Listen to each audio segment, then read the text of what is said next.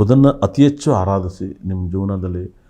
ಎಂಥ ಟೈಮ್ ಕೆಟ್ಟರೂ ಕೂಡ ಬುಧನ ಆರಾಧನೆ ಮಾಡಿದ, ಗುರುನ ಆರಾಧನೆ ಮಾಡಿದ ನೀವು ಕಷ್ಟದಿಂದ ಪಾರಾಗ್ತೀರ. ಮತ್ತು ಸ್ವಲ್ಪ ಜಗಳಗಳು ಜಾಸ್ತಿ ಆಗ್ಬೋದು ಇನ್ನು ಮುಂದೆ. ತುಂಬ ಹುಷಾರಾಗಿರಿ. ನಿಮ್ಮ ಲೈಫಲ್ಲಿ ಯಾಕೆಲ್ಲಾರು ಜಗಳ ಕಿರಿಕನ ಮಾಡ್ಕೊಳ್ತಾರೆ. ಯಾಕೆ ಮಾಡ್ಕೊಳ್ತೀರ ಅಂದರೆ 9ನೇ ಮನೆ ಅಧಿಪತಿ, 2ನೇ ಮನೆ ಅಧಿಪತಿ ಕುಜ 6ನೇ ಮನೆ ಇರ್ತಾನೆ, ಅದು ಕೇತು ಜೊತೆ ಇರ್ತಾನೆ. ಒಂದು ಸರಿ ಚಂದ್ರನು ಕೂಡ ಒಟ್ಟಿಗೆ ಸೇರ್ತಾನೆ. ಹಂಗಾಗಿ 5th ಲಾರ್ಡ್ ಅಧಿಪತಿ ಅಲ್ಲಿದ್ದಾಗ ಕ್ರಾಶ್ ಆಗುತ್ತೆ. ಈ ಒಂದು ತಿಂಗಳಲ್ಲಿ ಯಾರತ್ತೆಲ್ಲಾರು ಜಗಳ ಮಾಡ್ಕೋಬೇಡಿ.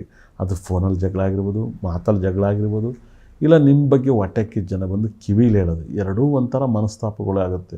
ನಮ್ಮ ಬಗ್ಗೆ ಹೆಂಗೆ ಮಾತಾಡ್ತಾವ್ರ ಅಂತ. ಇಷ್ಟು ಪ್ರಾಬ್ಲಮ್ನ ನೀವು ಇದು ಒಂದು ಜಗಳದ ವಿಚಾರದಲ್ಲಿ ಇದನ್ನೆಲ್ಲ ಅನುಭವಿಸ್ತೀರ. ಬೇರೆ ನೀವು ಮಾಡೋದು ತುಂಬ ಕೆಲಸ ಇದೆ, ತುಂಬ ದೊಡ್ಡ ದೊಡ್ಡ ಕೆಲಸ ಇದೆ. ಶುಕ್ರ ಸ್ವಂತ ಮೇಲಿದ್ದಾನೆ, ಕೇಳಿದ್ದೆಲ್ಲವೂ ಕೊಡ್ತಾನೆ.